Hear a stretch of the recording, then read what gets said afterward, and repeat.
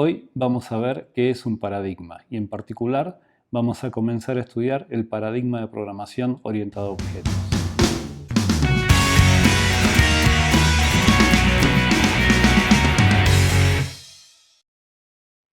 ¿Qué es un paradigma? Es un modelo, un patrón de ideas que describen algo. También podemos decir que es un conjunto de ideas que representan una manera de interpretar la realidad. También podemos considerar que son prejuicios que tenemos sobre ciertas cosas, pero prejuicios en el buen sentido. En resumen, podemos decir que un paradigma es un conjunto de ideas que definen algún aspecto de la realidad y lo clasifican, lo caracterizan de alguna manera. Vamos a ver algunos ejemplos. En el arte podemos encontrar paradigmas en sus distintas expresiones. Por ejemplo, en la literatura podemos pensar que la novela negra es un paradigma porque tiene ciertas características, o la generación del 90 también tiene ciertas características. O sea, con pocas palabras estamos refiriéndonos a un montón de ideas y conceptos que definen aquella cosa a la que nos estamos refiriendo. En el cine también podemos encontrar paradigmas que también podemos asociarlo a cierta forma de clasificación de las cosas. Por ejemplo, en el caso del cine podemos distinguir claramente el cine de Hollywood al cine de la India o al alemán o al francés. Tienen características particulares. Y en el caso del arte, de la pintura, también podemos encontrar expresiones a lo largo de la historia como el expresionismo o el impresionismo o el cubismo, distintas expresiones que con una sola palabra definen un conjunto de características. En la física hoy podemos encontrar, debe haber más supongo, pero dos claramente marcados paradigmas, que es el de la física newtoniana, que es el de la física que nosotros percibimos habitualmente día a día, y el de la física de las partículas o la física cuántica, que tiene reglas bastante diferentes.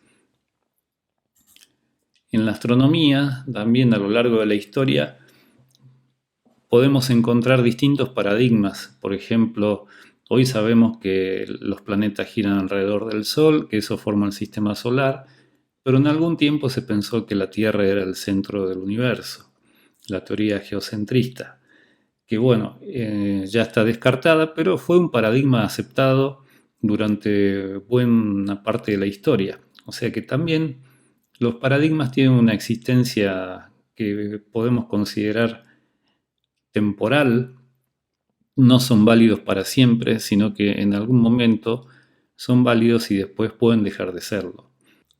Hay otros que sin embargo conviven y uno no tiene por qué estar de acuerdo con todos.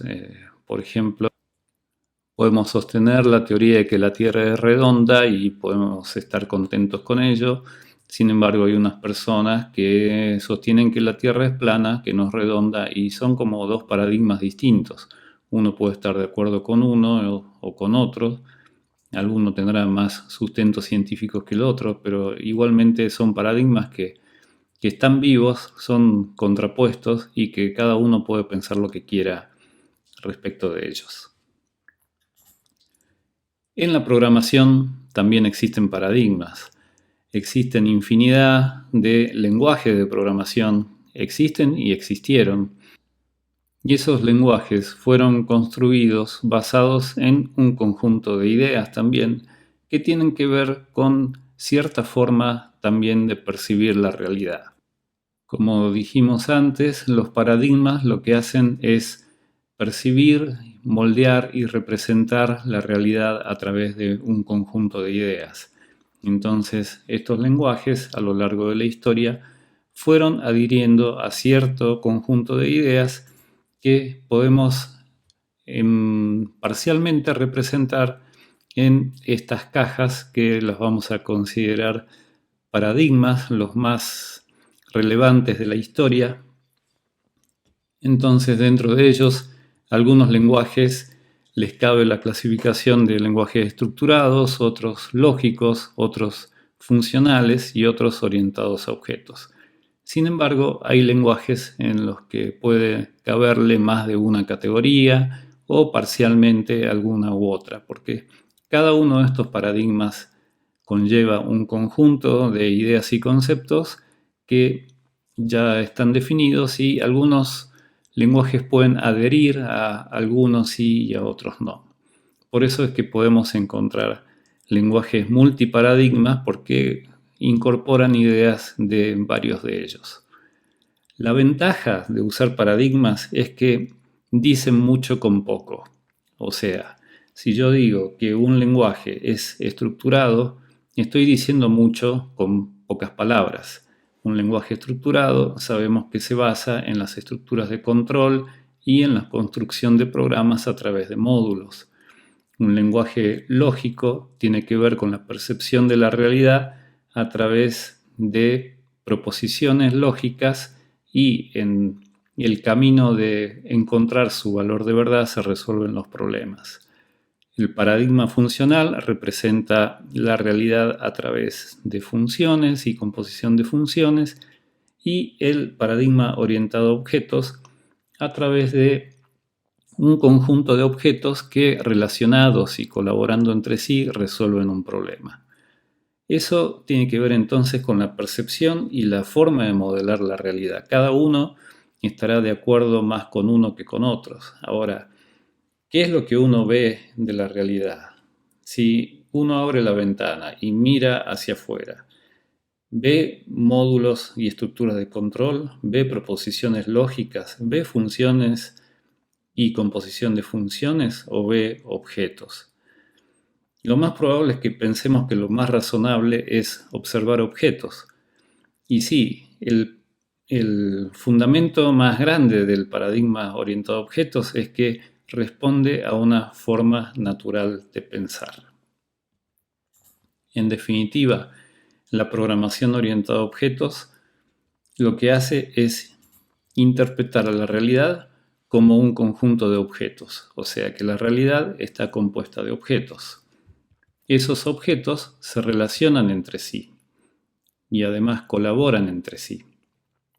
Y a través de su cooperación resolvemos los problemas. Como vimos recién, cuando pensamos modelar la realidad a través de objetos, vemos a todo el mundo, a todo el universo, como si fueran un conjunto de objetos que actúan y colaboran entre sí. Para explicar un poco qué es un objeto, traje acá algunos de ellos. Y quiero en este momento que piensen que son animales. Sabemos que son peluches, que son juguetes, pero pensemos que son animales, aprovechando que tenemos aquí animales de distintas especies, ¿no? Tenemos un perro, un mono, otro mono, un ratón, algún oso por acá y un patito. Bien, bueno. ¿Qué podemos observar de estos objetos?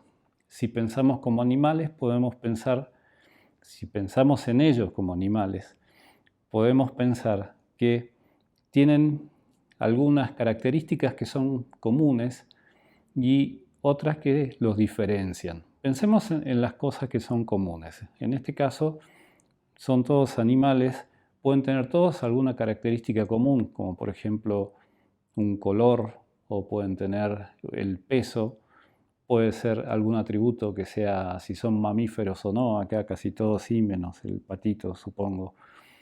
¿Qué otro atributo podemos ver? Capaz que tienen un nombre. Piensen ustedes en la mascota que tienen en su casa. ¿Qué es? Es un objeto. No lo piensen de forma despectiva. Pensemos en el paradigma de objetos. Y tiene sus atributos. Tendrá su nombre, tendrá su raza, tendrá un montón de características, y también hay acciones que ejecutan. Por ejemplo, todos estos animales seguramente comen, seguramente duermen, seguramente se desplazan de alguna manera, caminan. Bueno, todas esas acciones y esos atributos son las que los caracterizan como objetos. Y lo que vamos a ver a continuación es cómo nos va a servir eso para poder clasificarlos. En principio, cada objeto es individual. Cada objeto es único, pero pertenece de alguna manera a algún grupo que ya vamos a ver cómo se llama. ¿Qué es un objeto entonces? Es una entidad que puede tener existencia física o imaginaria. Sí, existen objetos que podemos no verlos, pero sin embargo están ahí y son relevantes para el problema que queremos resolver. Más adelante vamos a ver algún ejemplo de ellos. También un objeto tiene un conjunto de características. Esas características lo describen en lo que podemos observar de forma estática. También un objeto es capaz de realizar acciones, que esa sería la parte dinámica. El objeto actúa e interactúa con otros. Tomemos el ejemplo del perro que vimos recién y tomemos algún aspecto en particular de la vida del perro. Por ejemplo, el perro va al veterinario. Entonces, ¿qué es lo que sucede? Muchos perros van al veterinario, no solamente el nuestro.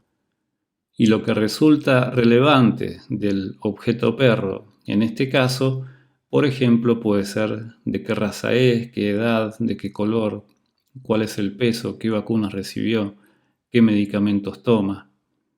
Y las acciones que puede hacer el perro, por ejemplo, dentro del ámbito de la veterinaria son la de ladrar, la de gritar, dormir y algunas otras. El médico, sin embargo, el veterinario realiza otras acciones que son las de vacunar, medicar, revisar, y lo que haga va a influir en los atributos y en las acciones del perro. Por ejemplo, si lo vacuna, registro en los datos del perro que tomó tal vacuna, que se le administró tal vacuna, y posiblemente como acción grite porque le dolió el pinchazo. El objeto perro, entonces, desde el punto de vista del veterinario, tiene estos atributos, ¿sí?, que son las características y las acciones o métodos que ejecuta. Las características las representamos a través de lo que llamamos atributos y las acciones las vamos a representar a través de lo que vamos a llamar métodos, que van a ser pequeños programas que harán que el objeto realice las tareas que uno quiere. Entonces, vamos a ver ahora la clase perro desde el punto de vista del veterinario. Y ya cambiamos la palabra objeto por clase. ¿Por qué? Porque todos los perros que van al veterinario, para él tienen los mismos atributos y los mismos métodos, o sea, tienen las mismas características o le interesa un conjunto de características y le interesa un determinado conjunto de acciones que van a realizar ahí dentro.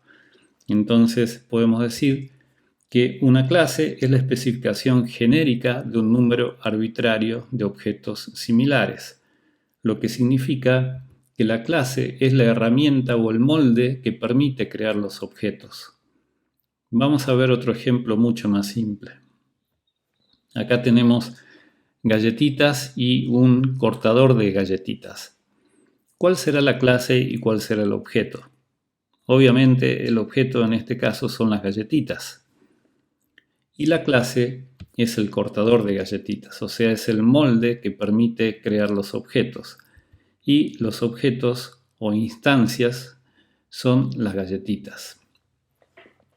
Las palabras objeto o instancia son intercambiables, o sea, podemos usar la palabra instancia para referirnos a un objeto. Entonces, cada vez que yo le digo a la clase que genere una instancia, lo que va a suceder es que va a modelar una galletita con la forma que la clase lo determina. En el caso de la veterinaria, cada vez que entra un paciente nuevo, se instancia la clase perro y se crea un nuevo perro que va a ser el nuevo paciente. Y una vez creado o instanciado ese nuevo perro, lo que se va a hacer es cargarle los valores de los atributos correspondientes. Los objetos percibidos dependen de la realidad a modelar. Supongamos una persona. Si decimos que un objeto es un conjunto de atributos y de acciones que puede realizar, una persona es algo absolutamente complejo porque tiene un montón de atributos y puede hacer un montón de cosas en distintos lugares y dentro de distintos ámbitos. Sin embargo, cuando tenemos que modelar a una persona dentro de un problema, lo que tenemos que hacer es abstraer aquellas cosas que son relevantes solamente para el problema que queremos modelar. En el caso de un banco, esa persona va a tener algunos atributos que son relevantes y va a poder hacer determinadas acciones. Por ejemplo, nos va a importar cómo se llama, cuál es su documento, dónde vive, cuánto gana y si tiene alguna cuenta bancaria, seguramente cuál es el número de cuenta, cuál es el saldo, qué acciones o qué actividades realizó en esa cuenta. Y aquí tenemos algo que nos vincula con lo que vimos al principio, un objeto que no tiene una existencia física, y en este caso es la cuenta bancaria. Una cuenta bancaria no existe como algo físicamente que yo pueda agarrar, meterlo en un portafolio y llevármelo, sino que existe para el banco, existe para el sujeto, para el cliente, sin embargo, no tiene existencia física. Es un objeto porque tiene atributos, tiene un número, tiene un saldo, tiene movimientos y también se pueden realizar acciones, se puede depositar, extraer y otro tipo de cosas. Entonces, ahí tenemos un ejemplo de un objeto que no tiene existencia física. Distinto es si esta misma persona va al gimnasio. Ahí serán relevantes otros atributos y podrá realizar otras actividades que son muy distintas a las del banco. Lo mismo cuando el sujeto va a su casa. En este caso es otro objeto que realiza otras actividades y tienen otros atributos que son importantes. Quizá en este caso la persona en su casa cocine, limpie, saque la basura, actividades que no realiza ni en el banco ni en el gimnasio. Por lo tanto, un objeto es una abstracción de los atributos y las acciones o métodos que es capaz de realizar dentro del ámbito del problema o de la realidad que queremos modelar. Veamos otro concepto a través de esta imagen, que se parece mucho al conjunto de peluches que les mostré hace rato. Acá tenemos un conjunto de animales. ¿Qué podemos hacer con ellos?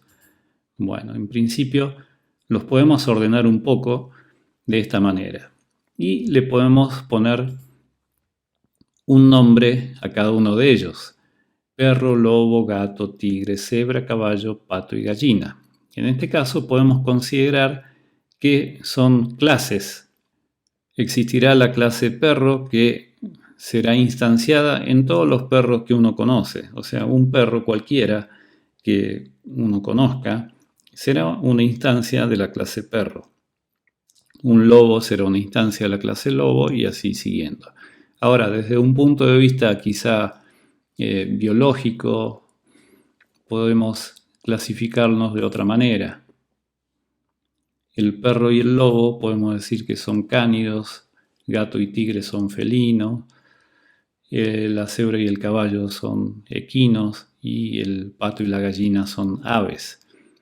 Si hacemos una clasificación un poquito más de alto nivel, podemos decir que todos estos, los cánidos, los felinos y los equinos, constituyen mamíferos y podemos irnos a niveles de abstracción mayores.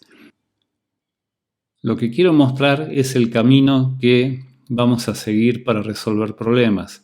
Nosotros arrancamos por objetos, porque en realidad lo que observamos son objetos, y esos objetos pertenecen a clases, pero esas clases a su vez pueden estar representadas en otras de más alto nivel, y en videos sucesivos vamos a ver qué consecuencias y qué ventajas tiene esto para desarrollar aplicaciones pensando en objetos.